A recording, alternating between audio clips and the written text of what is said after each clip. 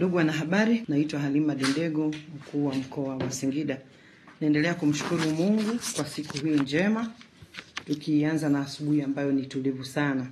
Mkoa wetu wa Singida umejiandaa vyema kushiriki zoezi la uchaguzi mkuu linalohitimishwa tarehe 29 Oktoba 2025, na tukiwa na mategemeo ya takriban wananchi 1,045,921 kushiriki kwenye uchaguzi huu. Tunapokaribia kabisa siku ya kupiga kura, ninashukuru kwa dhati kwa viongozi mbalimbali wa serikali, viongozi wa dini, viongozi wa taasisi na wananchi wote wa mkoa wa Singida kwa kuendelea kudumisha amani.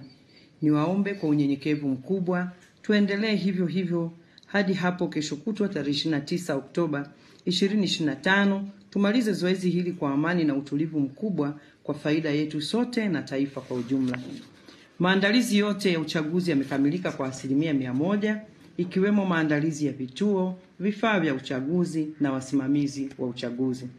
Vituo vyetu vyote 2843 viko tayari kwa zoezi hili. Huu ni uwekezaji mkubwa uliofanywa na serikali yetu katika kuhakikisha tunaendelea kuheshimu katiba yetu ya Jamhuri ya Muungano wa Tanzania ya mwaka 1977 na marekebisho yake. Tunatarajia kufungua vituo saa 1 asubuhi na kuhitimisha saa 10 jioni, isipokuwa kama ikifika muda huo utakuwa na watu ambao bado wako kwenye foleni watapata fursa ya kupiga kura. Vituo vyote vitakuwa na mistari miwili, mmoja kwa jinsia ya kiume na mmoja kwa jinsia ya kike, na haya ni maboresho makubwa yaliyofanywa na tume ili kuwafanya wapiga kura wetu wapige kura wakiwa katika hali ya utulivu.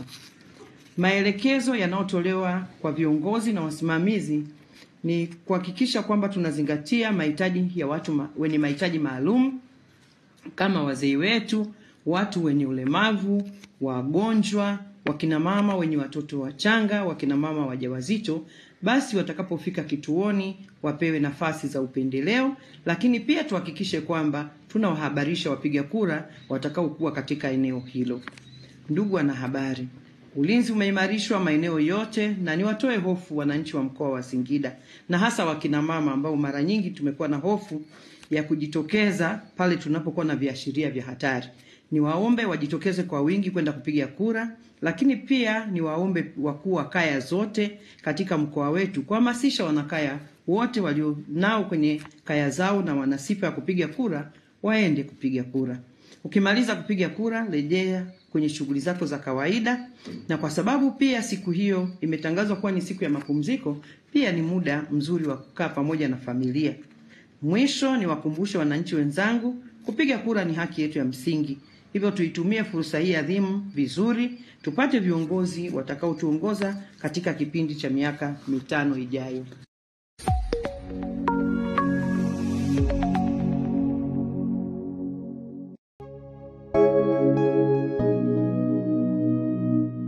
Itigi TV, furaha yetu, tufike pamoja.